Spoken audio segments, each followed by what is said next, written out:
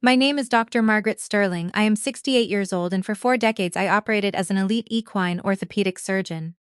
My hands have meticulously repaired the shattered bones of multi-million-dollar thoroughbred racehorses.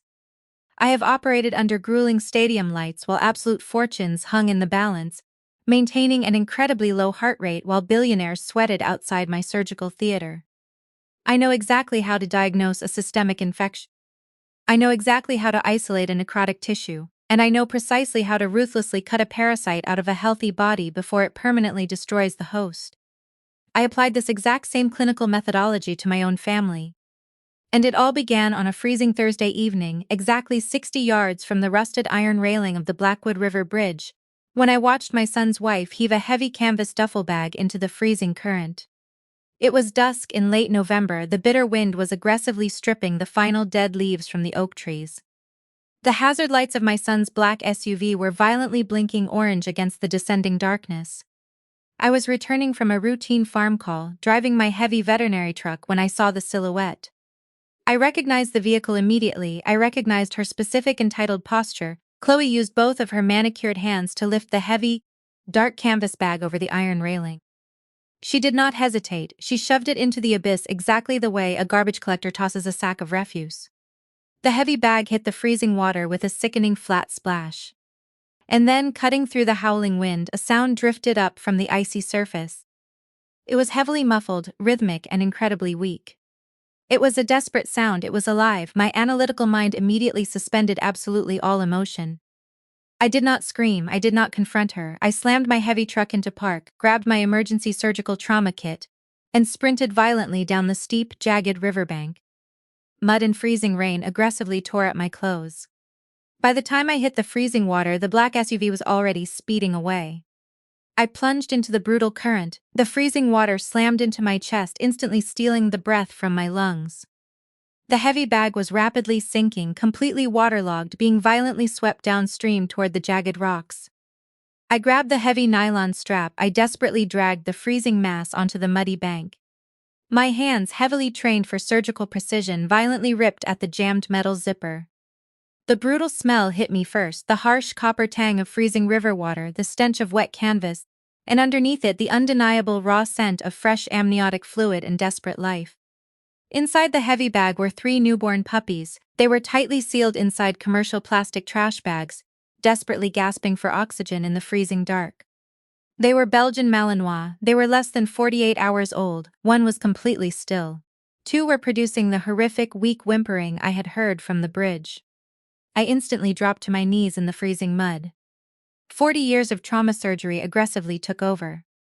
I violently tore the plastic away, cleared their tiny airways with my pinky finger, and pressed them directly against my bare skin inside my heavy coat to aggressively transfer my body heat.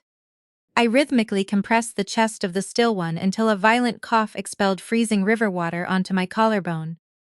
I carried 3 shivering lives back up the steep embankment. I did not call the local police. I did not call my son Julian. I drove aggressively to my private, state-of-the-art surgical clinic located directly on my sprawling equestrian estate. I placed the massive trauma lights on maximum. I initiated aggressive thermal therapy, administered heavy subcutaneous fluids, and pumped oxygen into their tiny, failing lungs. I spent the next 6 hours fighting a brutal war against hypothermia. By 4 o'clock in the morning, the puppies were heavily stabilized, sleeping safely in a heated incubator.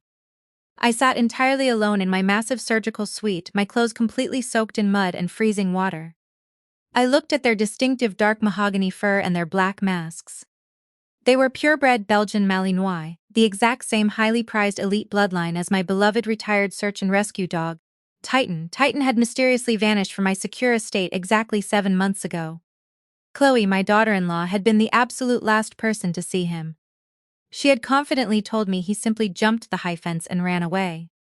I slowly walked to my heavy steel desk. I pulled out a pristine black leather-bound ledger. I uncapped a heavy silver fountain pen. I did not cry. I did not scream. I methodically documented the exact the freezing temperature, the license plate of the SUV, the specific canvas bag, and the precise medical condition of the 3 survivors. I am a diagnostician. You absolutely do not scream at a disease. You meticulously study its aggressive patterns. You systematically identify its weaknesses, and then you surgically eradicate it completely.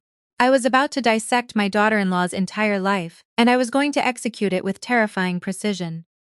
Before I explain the catastrophic trap I built, you must understand exactly who I was hunting, and exactly what she was attempting to steal. My husband Arthur passed away 6 years ago from a massive, unpredictable stroke. We had spent our entire lives building the Sterling Equestrian Center, a sprawling 400-acre estate featuring state-of-the-art veterinary surgical suites, massive indoor riding arenas, and pristine grazing pastures. The property was currently appraised at just over $4.2 million. My son Julian is a brilliant, soft-spoken architect. He inherited his father's gentle disposition and his infinite capacity for trusting others. 3 years ago, he brought Chloe home. She was 28 years old, possessing aggressive ambition wrapped seamlessly in the polished, harmless facade of a charity event planner. She smiled constantly, she asked all the correct calculated questions, but my trained surgical eyes immediately recognized the severe, underlying pathology. Her empathy was entirely performative. Her eyes constantly tracked the massive wealth of the estate, carefully assessing the heavy antique furniture and the pristine surgical equipment, like a tax assessor preparing a massive foreclosure. Julian was deeply in love. Grief can operate like a severe cataract, completely blinding you to the obvious dangers standing directly in front of your face. They were married in a lavish, highly expensive ceremony that I fully funded. Chloe's mother, a woman named Eleanor, flew in for the wedding. Eleanor was a highly manipulative, deeply bitter woman who had successfully extracted massive alimony settlements from 3 separate divorces. During the lavish reception, Eleanor cornered me near the expensive ice sculpture and aggressively interrogated me regarding the exact acreage of my estate, the local zoning laws, and whether I possessed a comprehensive succession plan. The parasites were officially inside the host. The systemic decay began almost immediately. Julian's visits rapidly decreased. First it was every other weekend, then merely once a month, heavily curated by Chloe's endless rotation of highly convenient excuses. Julian was incredibly busy. Chloe was feeling deeply unwell. The house required massive renovations. Over 2 years I was systematically isolated. Julian began parroting highly unnatural phrases that clearly originated in Chloe's mouth. "Mom, you are being incredibly rigid, Mom. You need to seriously consider aggressive downsizing." Then exactly 7 months ago, Titan disappeared. Titan was a highly decorated retired K9 unit. He was an 80 Belgian Malinois, extensively trained, ferociously loyal, and heavily arthritic in his rear hips. He never left my side. He was physically incapable of jumping my massive 6-foot security fences. One Tuesday afternoon, while Julian and Chloe were visiting, I was performing a complex emergency surgery in the clinic. Chloe volunteered to walk Titan. When I emerged from the sterile suite completely exhausted, Chloe was sitting at my kitchen island calmly drinking expensive wine. "I am incredibly sorry, Margaret," she had stated, her face a perfect unreadable mask. He slipped his heavy collar and bolted into the thick woods. I searched aggressively for over an hour. I spent 4 agonizing weeks searching the dense woods. I hired elite private investigators. I utilized expensive thermal drones. I checked every single county shelter within a 200-mile radius. Titan had completely vanished into thin air. Julian was deeply devastated. Chloe was incredibly supportive, heavily encouraging me to quickly accept the tragic reality and aggressively move on. Sitting in my silent surgical suite at 4 o'clock in the morning, staring at the 3 surviving Malinois puppies, the horrific truth slammed into my chest like an anvil. Titan had not run away, he was stolen, and he was currently being aggressively bred for massive profit. I executed a highly secure DNA blood panel on the puppies. The results arrived from the elite university laboratory 3 days later. It was a flawless, undeniable match. The puppies were Titan's direct biological offspring. I opened the heavy black ledger. I wrote the words "The Black Ledger" across the front page in thick black ink. I systematically divided the pages into 4 highly specific investigative categories: biological evidence, financial fraud, property manipulation, and timelines. I absolutely refused to confront Julian. If I presented my massive allegations prematurely, without irrefutable, undeniable proof, Chloe would easily manipulate his gentle nature.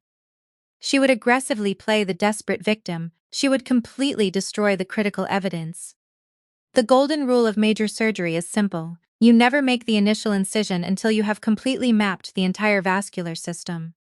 I needed to see exactly how deep the corruption ran. I hired an elite cybersecurity firm to conduct a massive untraceable sweep of Chloe's financial history. I specifically targeted her maiden name. Within 48 hours, the digital forensic team uncovered a highly lucrative, aggressive shadow economy. Chloe had been operating heavily on encrypted online classified boards and secure dark web pet marketplaces. Under a fake alias, she was selling elite protection Malinois puppies for an astronomical sum of $4,000 each. Over the past 7 months, there had been exactly 3 separate litters listed. Titan was not just missing, he was being violently held hostage in a brutal commercial breeding operation. The puppies that met her strict physical criteria were sold for massive amounts of untraceable cash. The puppies that were deemed defective, the runts, the sick, the ones that would lower her elite price point were placed directly into heavy canvas duffel bags and violently hurled off the Blackwood River Bridge. I pasted the horrific online listings directly into the ledger. I pasted the DNA results, I pasted the exact timeline of Titan's disappearance. The rage burning inside my chest was completely cold. It was absolute zero. Chloe had aggressively violated my family, stolen my beloved dog, and drowned his innocent offspring for pure profit. I was not simply going to send her to prison, I was going to meticulously publicly obliterate her entire existence. The massive scope of the parasite's infection became terrifyingly clear during the second week of my silent investigation. The dog breeding operation was merely a highly lucrative side business. The primary target was always my $4.2 million equestrian estate. Julian called me on a Tuesday morning. His voice was heavily strained, carrying the distinct cadence of a man who was reading a highly unpleasant script.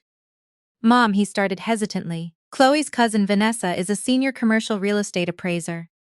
She was reviewing the public tax records for your estate. She discovered some extremely concerning environmental reports." I remained perfectly silent. "What reports, Julian?" "There are massive allegations of toxic agricultural runoff heavily contaminating the soil," Julian continued, sounding incredibly stressed. "Vanessa stated that the county is aggressively preparing to zone the property as a severe environmental hazard. She heavily advised that we should rapidly sell the estate to a specialized agricultural remediation firm before the massive fines bankrupt you. She actually found a corporate buyer willing to offer $800,000. $800,000 for a pristine state-of-the-art facility worth over $4 million. "I see," I replied, maintaining a perfectly clinical, terrifyingly calm tone. "And who exactly is this benevolent corporate buyer?" "A company called Apex Remediation Holdings," Julian answered. I hung up the phone and immediately called my elite forensic accountant. We ruthlessly tore through the corporate shell companies. The truth was glaringly obvious and incredibly stupid. Apex Remediation Holdings was a freshly registered LLC. The sole managing director was Eleanor Chloe's highly manipulative mother. The cousin, Vanessa, possessed a severely compromised appraisal license that had been repeatedly investigated for massive valuation fraud in 3 different states. They were executing a highly coordinated, multi-pronged siege. Vanessa would forge toxic soil reports to terrify Julian and artificially collapse the property's massive value. Eleanor would purchase the estate for a fraction of its true worth using the corporate shell company. Chloe was heavily managing Julian's emotional state, acting as the deeply concerned, supportive wife desperately trying to protect his elderly mother from financial ruin. Once they secured the deed, they would aggressively subdivide the 400 acres and sell it to massive commercial developers for millions. I meticulously pasted the fraudulent corporate filings, Vanessa's compromised disciplinary records, and Eleanor's LLC registration documents directly into the heavy black ledger. The diagnostic picture was completely assembled: 3 highly toxic women operating a synchronized criminal enterprise, desperately attempting to steal my home and my legacy. I needed to locate Titan immediately. I absolutely could not execute my devastating trap while my dog was still held in their brutal custody. I began aggressively tracking Chloe's movements. I did not rely on amateur surveillance.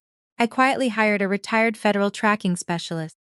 We monitored her black SUV every single Wednesday afternoon precisely at 3 o'clock. Chloe drove to a heavily dilapidated, completely abandoned industrial park on the outskirts of the county. She would disappear for exactly 45 minutes. On a freezing Friday morning, when I possessed absolute confirmation that Chloe was attending a lavish charity brunch, I drove to the industrial park. It was a massive, rotting concrete wasteland filled with rusted shipping containers and shattered glass. I walked methodically through the freezing wind. I heard it before I saw it, a deep, heavy, exhausted bark, a highly distinctive raspy sound that I had known for 8 years. I aggressively approached a heavy rusted steel shipping container hidden entirely behind a collapsed brick wall. The heavy iron padlock was secured tightly. I pressed my face against the freezing metal grate. The stench of intense ammonia, rotting cedar shavings, and pure despair violently assaulted my senses. "Titan," I whispered, my voice cracking for the very first time. A massive dark shadow slowly moved inside the freezing dark. A heavy nose pressed desperately against the steel grate. He whimpered. It was not the proud, fierce bark of an elite canine unit. It was the broken, exhausted whimper of a heavily abused animal locked in a freezing steel box for 7 grueling months. I did not break the lock. If I broke the lock, I would instantly alert Chloe. I would completely compromise the massive criminal investigation. I would give the parasites a chance to escape. I slowly placed my hand against the freezing steel. "I am coming back for you, my brave boy, I promise you." I immediately drove to the county sheriff's department. I did not speak to a junior deputy. I specifically requested Captain Robert Harris. Robert was a former canine handler who had personally trained Titan during his active service years. When I placed the massive DNA reports, the financial wire transfers, the horrific puppy sales listings, and the exact coordinates of the rusted shipping container directly onto his desk, his face turned the color of cold granite. "We execute the aggressive raid on Monday morning," Robert commanded, his voice vibrating with absolute, lethal authority. "I am personally bringing a massive tactical team." "No," I corrected him, my voice equally cold. "You execute the raid precisely on Saturday night at exactly 8:30 p.m. Robert frowned heavily. "Why that highly specific time, Margaret?" I looked at him with the exact same clinical, terrifying expression I wore when preparing to amputate a necrotic limb. "Because at exactly 8:30 on Saturday night, Chloe will be standing on a massive stage at the Grand Equestrian Charity Gala, proudly accepting the Philanthropist of the Year award for her supposed dedication to animal welfare. I want her completely destroyed in front of the entire elite society she so desperately covets." Robert stared at me for 3 seconds. He slowly nodded. "Saturday night, 8:30. We will have a live tactical feed running." The Grand Equestrian Charity Gala was the absolute most prestigious, highly exclusive social event in the state. 500 elite guests, massive crystal chandeliers, sprawling ballrooms, and millions of dollars in aggressive charitable donations. Chloe had spent the entire year meticulously orchestrating her nomination for the highest award. She desperately craved the elite social validation, the pristine photographs, and the ultimate disguise of a flawless, charitable saint. I arrived at exactly 7 o'clock. I wore a heavy, pristine black surgical suit tailored, sharp and absolutely uncompromising. I carried the heavy black ledger securely under my right arm. Julian was already seated at the premier VIP table wearing a highly expensive tuxedo, completely oblivious to the massive execution about to commence. Chloe was aggressively working the room, smiling flawlessly, posing for high-resolution photographs, and accepting endless compliments on her stunning emerald gown. Eleanor and Vanessa sat triumphantly beside Julian, heavily drinking expensive champagne, acting as if they already owned my entire $4 million estate. I calmly walked to the massive audio-visual control booth located at the back of the sprawling ballroom.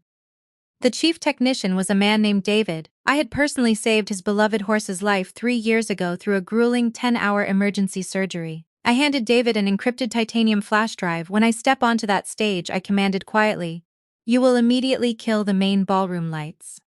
You will lock the heavy exit doors. You will project this exact presentation onto all 3 massive screens. Do you absolutely understand?" David took the heavy drive. He looked into my cold eyes and nodded firmly. "Yes, Dr. Sterling." At precisely 8:15, the gala chairman tapped his microphone. The massive room slowly quieted down. "Ladies and gentlemen, it is my profound honor to present this year's Philanthropist of the Year award. This remarkable woman has dedicated her life to the protection of vulnerable animals. Please welcome Chloe Sterling." The massive ballroom erupted into thunderous applause. Chloe elegantly floated onto the stage. She smiled with perfect, practiced humility. She gently took the heavy crystal trophy. She adjusted the microphone. "Thank you," she began, her voice dripping with manufactured emotion. "Animals absolutely cannot speak for themselves. They rely entirely on us to be their fierce protectors, to shield them from the horrible cruelty of this world." I slowly stood up from my chair. I did not walk to the stage. I marched. My heavy heels echoed violently against the polished hardwood. The room began to murmur in confusion. I smoothly walked directly up the stairs, stepped to the center of the massive stage, and calmly took the microphone directly from Chloe's hand. Chloe's perfect smile completely froze. "Margaret? What are you doing?" she frantically whispered, terror bleeding into her eyes. "Animals absolutely cannot speak for themselves," I announced into the microphone.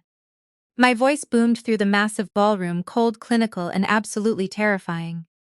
"Therefore I will proudly speak for them." I raised my right hand. David instantly executed the command. The massive ballroom lights slammed into absolute darkness. The heavy electronic locks on the main exit doors engaged with a loud simultaneous crash.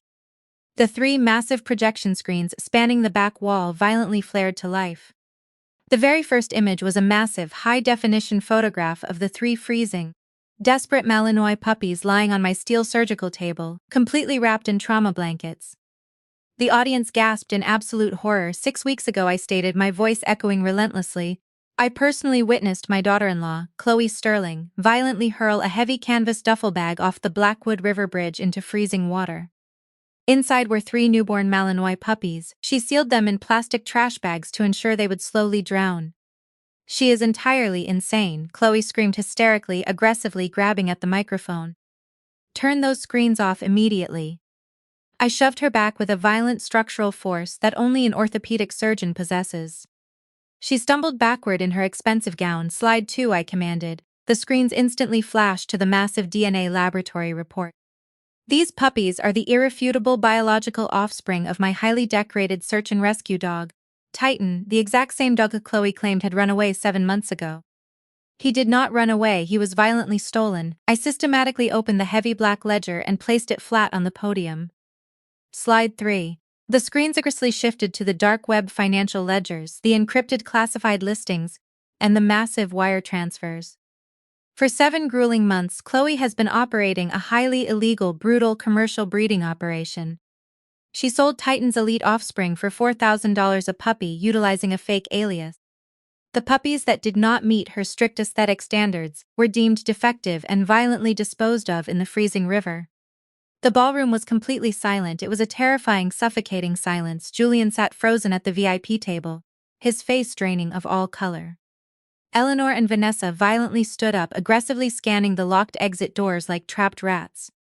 "But the animal cruelty was simply a highly lucrative side project," I continued, my voice dropping to a lethal, forensic whisper. Slide 4. The screens violently flashed to the fraudulent toxic soil reports, Vanessa's severely compromised appraisal license, and the corporate registration for Apex Remediation Holdings. Chloe, her corrupt mother Eleanor, and her fraudulent cousin Vanessa executed a massive, coordinated conspiracy to terrorize my son with forged environmental reports. They desperately attempted to artificially collapse the value of my $4 million equestrian estate so they could aggressively purchase it through a corporate shell company for a fraction of its true worth. I slowly turned to look directly at Chloe. She was violently trembling, her expensive makeup running, her perfectly constructed mask completely shattered into 1,000 jagged pieces. "I am a surgeon," I stated coldly. "When I discover a highly toxic parasite destroying a healthy body, I do not negotiate with it, I do not counsel it, I systematically map its entire network and I violently cut it out." "You have absolutely no solid proof." Eleanor screamed aggressively from the front table, frantically grabbing her massive purse. "This is a pathetic fabricated smear campaign." I smiled. It was a devastating, absolutely terrifying smile. I looked directly at the massive digital clock located at the back of the room. It was precisely 8:30 p. Slide 5. The screens violently shifted to a high-definition, live-streaming tactical feed. It was the abandoned industrial park. Dozens of flashing red and blue police lights illuminated the rotting concrete. Captain Robert Harris and a massive tactical SWAT team were aggressively using heavy hydraulic cutters to violently breach the rusted steel shipping container. The heavy doors violently swung open, the live audio feed aggressively pumped into the massive ballroom. The sound of freezing wind, heavy tactical boots, and then a deep, exhausted, beautiful bark. Captain Harris slowly emerged from the rusted container. He was gently guiding a massive, battered but incredibly proud Belgian Malinois. Titan, he was severely malnourished, limping heavily on his arthritic hips, but he was undeniably alive. "Suspects are fully confirmed," Captain Harris's heavy voice echoed through the ballroom speakers. Execute the arrest warrants immediately. Before Chloe could move a single muscle, the side doors of the massive ballroom were violently thrust open. 6 uniformed county deputies aggressively marched directly onto the stage. They bypassed me completely. 2 deputies aggressively grabbed Chloe, violently slamming her hands behind her back and locking the heavy steel handcuffs. 2 other deputies aggressively surrounded the VIP table, firmly arresting Eleanor and Vanessa as they desperately tried to flee. Chloe Sterling, the lead deputy, announced loudly, "You are officially under arrest for multiple counts of felony animal cruelty, massive wire fraud and grand larceny. You have the absolute right to remain silent." Chloe collapsed into a pathetic sobbing mess, aggressively dragging her expensive emerald gown across the floor as they forcefully hauled her away. Eleanor screamed vile obscenities as the deputies marched her out in heavy handcuffs. Julian slowly stood up from the table. He looked absolutely destroyed, his entire world completely shattered. He slowly walked to the front of the stage. He looked up at me with desperate, broken eyes. "Mom," he whispered, his voice cracking violently, "I'm so incredibly sorry, I had absolutely no idea. I blindly trusted them." I calmly closed the heavy black ledger. I walked down the stage stairs and firmly placed both of my hands on his shaking shoulders. "I absolutely know you didn't, Julian," I said gently, my voice finally softening. "Your only failure was possessing a kind heart. That is absolutely not a crime, but the surgical extraction is completely finished. The infection is permanently gone." 3 weeks later, the chaotic dust finally settled. The parasite was completely eradicated. Chloe was heavily denied bail due to severe flight risk. She, Eleanor, and Vanessa are currently facing aggressive federal indictments that carry a maximum sentence of 15 years in a federal penitentiary. The fraudulent corporate shell companies were violently dismantled. Julian officially filed for a brutal, aggressive divorce. He completely moved back to the estate, assisting me with the complex daily operations of the surgical clinic.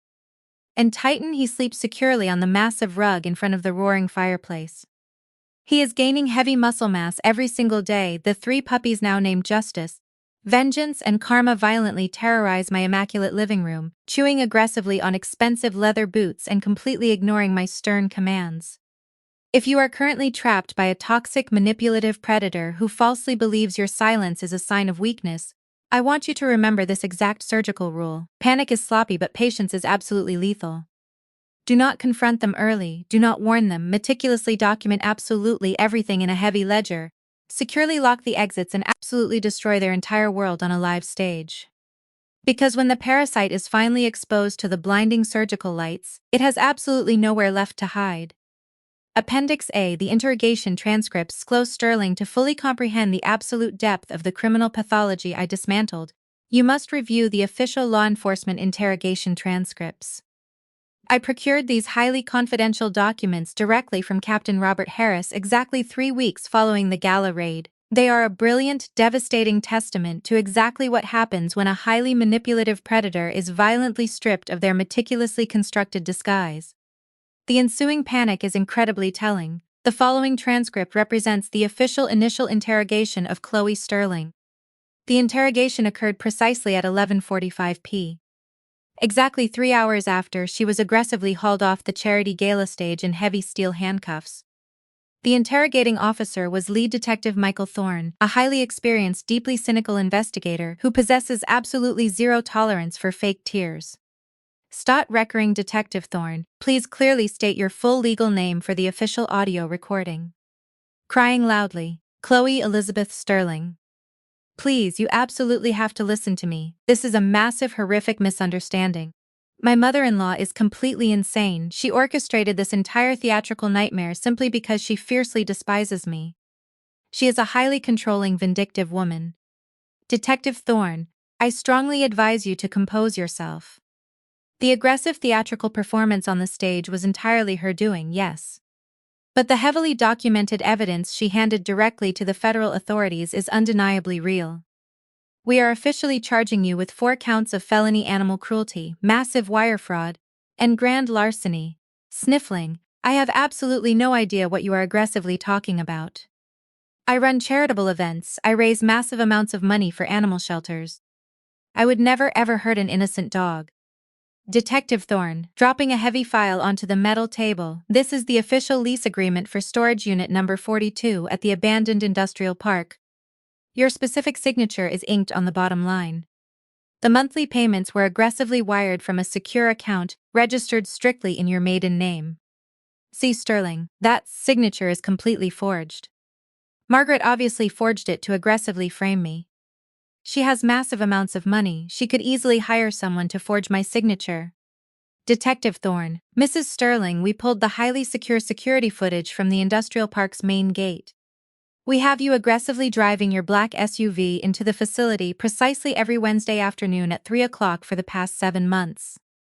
We possess high-definition footage of you physically unlocking the rusted shipping container.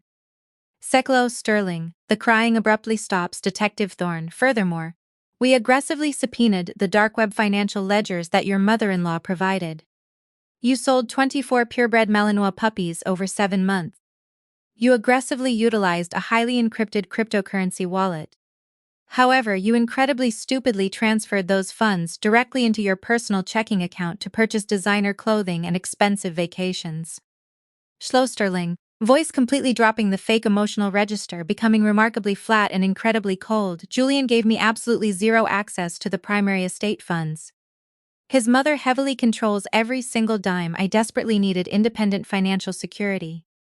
A woman has to fiercely protect herself, Detective Thorne, by violently locking a highly decorated, arthritic search and rescue dog inside a freezing steel box for 7 grueling months.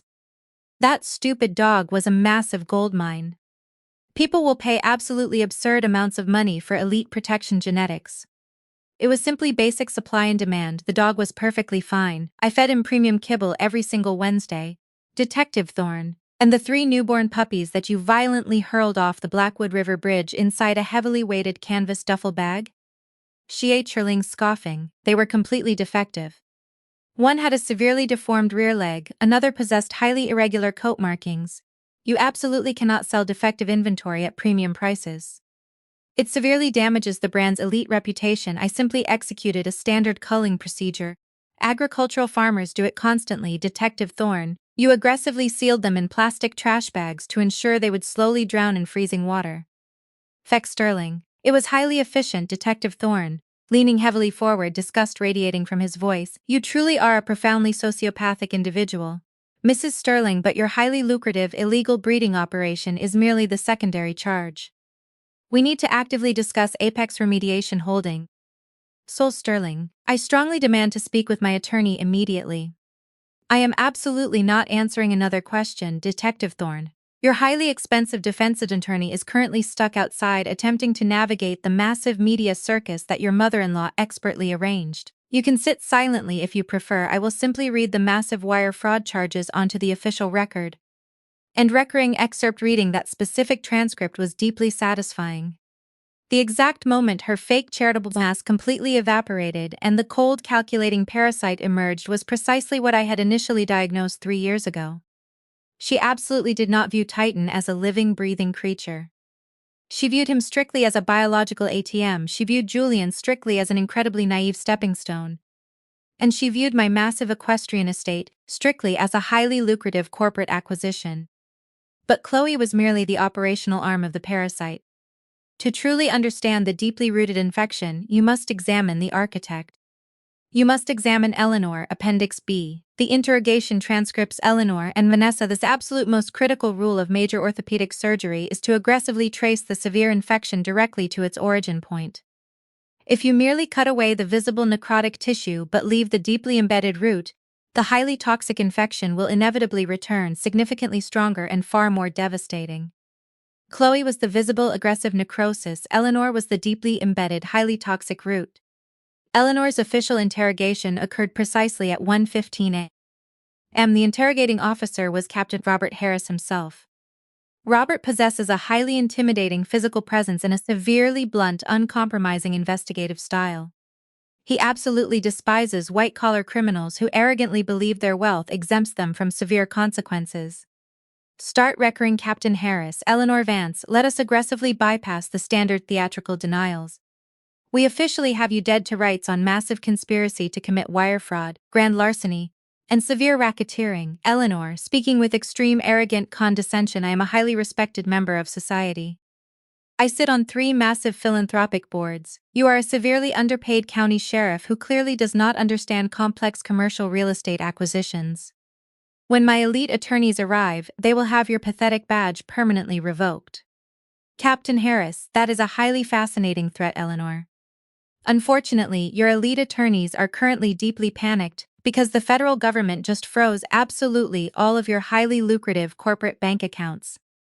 Eleanor, voice slightly faltering but maintaining aggressive arrogance that is highly illegal. You possess absolutely zero probable cause to freeze my legitimate corporate assets. Captain Harris, we possess the heavily documented black ledger provided by Dr. Margaret Sterling. We violently raided your corporate office exactly 1 hour ago. We aggressively secured your primary servers. We possess the completely fraudulent toxic soil reports. We possess the exact emails where you explicitly instructed your corrupt niece Vanessa to completely fabricate the severe environmental hazards on the Sterling estate. Eleanor, Vanessa is an independent, highly licensed commercial appraiser. I have absolutely no control over her professional assessments. If she discovered severe toxic runoff, that is entirely her expert jurisdiction. I simply created a legitimate agricultural remediation company to heavily assist the Sterling family during a massive crisis. It was purely an act of charity, Captain Harris. You aggressively created Apex Remediation Holdings exactly 4 days before Vanessa presented the forged toxic soil report to Julian Sterling. You explicitly offered to purchase a pristine $4 million equestrian facility for a pathetic $800,000. And we possess the highly encrypted emails where you aggressively discussed subdividing the 400 acres and selling it to massive commercial developers for $8.5 million. Eleanor, silence, Captain Harris. You fiercely weaponized your own daughter. You aggressively manipulated your son-in-law's massive vulnerability.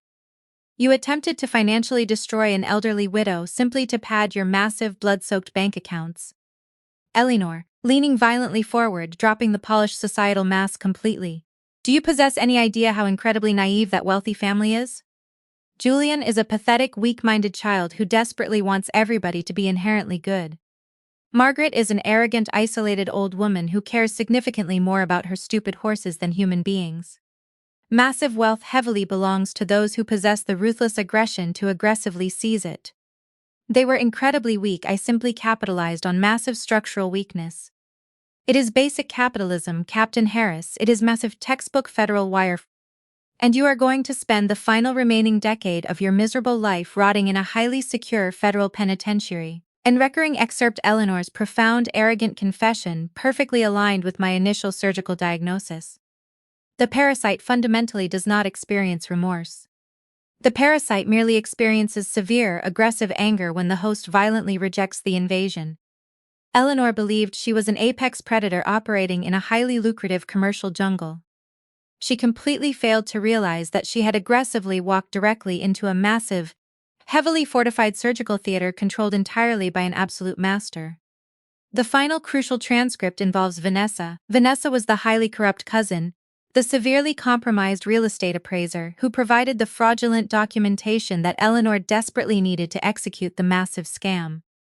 Criminal conspiracies heavily rely on weak links. Vanessa was incredibly weak. Her interrogation occurred precisely at 2:45 a.m. She had been desperately sitting in a freezing concrete holding cell for over 6 hours, aggressively watching the massive criminal enterprise completely implode around her. When Detective Thorne finally entered the Stark interrogation room, Vanessa was violently weeping. Start recurring, Detective Thorne. Vanessa, we possess the fraudulent soil reports. We possess Eleanor's explicit emails aggressively instructing you to fabricate the severe environmental hazards. We possess Chloe's massive wire transfers. You are currently facing 15 years for massive federal wire fraud.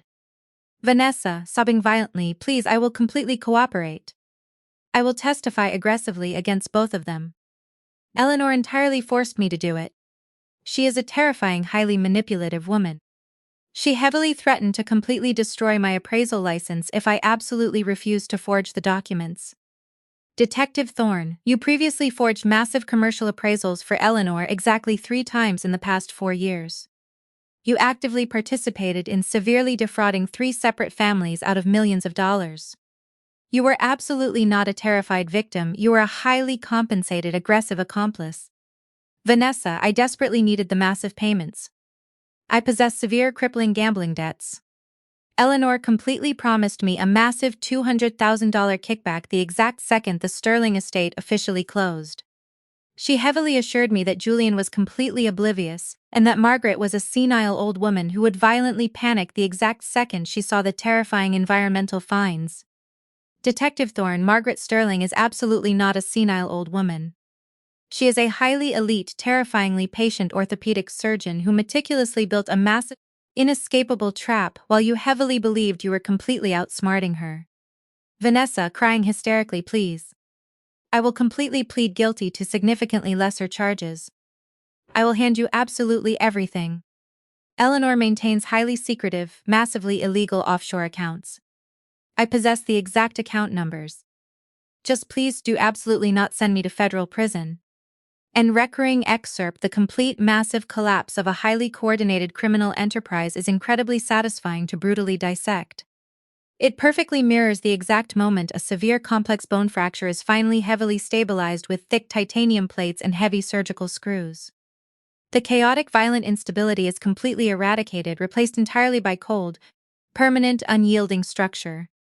The disease is completely cured, the host will survive. I printed these massive interrogation transcripts and heavily pasted them directly into the final, empty pages of the Black Ledger. The diagnostic file was officially complete. Appendix C, the surgical aftermath and final restoration. When you successfully amputate a massively necrotic limb, the physical body requires a highly extensive, deeply painful period of absolute rehabilitation. You absolutely cannot simply sever the severe infection and instantly expect the traumatized host to flawlessly run a marathon the very next morning. The physical healing process is grueling, deeply exhausting, and requires massive amounts of clinical patience. Julian's aggressive emotional rehabilitation was highly complicated. The absolute betrayal he heavily experienced was not merely a simple lie, it was a massively profound, structural violation of his entire perceived reality. He had deeply loved a woman who fundamentally did not exist. He had heavily confided his deepest insecurities to a massive calculating predator who aggressively weaponized his gentle nature for pure financial profit. For the initial 3 months following the violent gala execution, Julian existed in a state of severe, profound shock. He mechanically moved through the massive equestrian estate like a heavily sedated ghost. He aggressively filed the brutal divorce proceedings. He meticulously assisted the federal prosecutors in completely dismantling Chloe and Eleanor's massive criminal empire. He sat completely silent during the intense federal depositions, fiercely watching the women he once heavily trusted desperately attempt to violently destroy each other to secure heavily reduced prison sentences. I did absolutely not coddle him. I did not heavily offer shallow, pathetic platitudes. Coddling a severe emotional trauma is exactly like improperly setting a shattered bone. It will inevitably heal entirely incorrectly and cause massive chronic pain for the absolute rest of their life. Instead, I aggressively put him to heavy, physical work. I heavily integrated Julian completely into the massive daily operations of the Sterling Equestrian Center. He woke up precisely at 5 o'clock every single morning to aggressively mend the heavy wooden fencing. He meticulously managed the massive complex nutritional schedules for the elite thoroughbreds. He stood directly beside me in the sterile surgical theater, heavily assisting with complex orthopedic procedures, fiercely watching me physically repair completely shattered animals. Physical labor in the freezing cold is highly therapeutic. It forcefully anchors a heavily traumatized mind directly to the harsh, undeniable reality of the present moment. One freezing Tuesday morning in late January, Julian and I were aggressively repairing a massive, shattered water trough in the primary grazing pasture. The bitter wind was fiercely howling. Julian was aggressively wielding a heavy sledgehammer, violently shattering the damaged concrete. He paused, breathing heavily, his breath completely pluming in the freezing air. "Mom," Julian stated, fiercely wiping sweat from his forehead despite the severe cold. "Why did you absolutely never warn me? Why did you meticulously build that massive, terrifying trap completely in secret instead of simply telling me the absolute truth?" I firmly placed my heavy wrench onto the frozen ground. I looked directly into his exhausted eyes. "Julian, if I had aggressively presented you with massive, terrifying allegations entirely without irrefutable, completely undeniable proof, Chloe would have violently manipulated your gentle heart. She would have aggressively cried. She would have heavily claimed I was a bitter, vindictive old woman desperately attempting to completely destroy your beautiful marriage. She would have fiercely convinced you to completely cut me out of your life, and she would have aggressively accelerated the massive real estate fraud to steal absolutely everything your father and I meticulously built. Julian stared at the frozen ground. You genuinely believed I was incredibly weak, no? I corrected him fiercely, my voice carrying massive absolute authority. I genuinely knew you were incredibly kind. Severe predators aggressively hunt kind people, Julian. They fiercely rely on your desperate desire to see the absolute best in them. They fiercely depend on your massive reluctance to aggressively execute harsh boundaries. I did absolutely not keep the terrifying secret because you were weak. I heavily kept the terrifying secret because I desperately needed to violently expose the absolute monster entirely in the glaring light, where she could absolutely never manipulate you again. Julian heavily gripped the massive sledgehammer. He firmly nodded, completely understanding the harsh, brutal necessity of the massive surgical execution. The severe infection is completely gone. The severe infection is completely gone, I firmly confirm. The 3 purebred Malinois puppies Justice, Vengeance and Karma have heavily grown into massive, fiercely loyal, highly aggressive protectors. They aggressively patrol the sprawling 400-acre estate with terrifying elite precision. They fiercely accompany Julian absolutely everywhere he goes, aggressively leaning heavily against his legs whenever a massive, unfamiliar truck violently enters the primary driveway. Titan, the incredibly brave, highly decorated patriarch, has successfully recovered massively. The severe malnourishment is completely reversed. His heavy mahogany coat is incredibly thick and brilliantly shiny. His severe arthritis is heavily managed with elite, highly expensive daily treatments. He sleeps heavily on a massive orthopedic bed directly inside my primary surgical office, fiercely watching the heavy doors with absolute unyielding loyalty. Chloe Sterling heavily pled guilty to massive federal wire fraud, grand larceny and severe felony animal cruelty.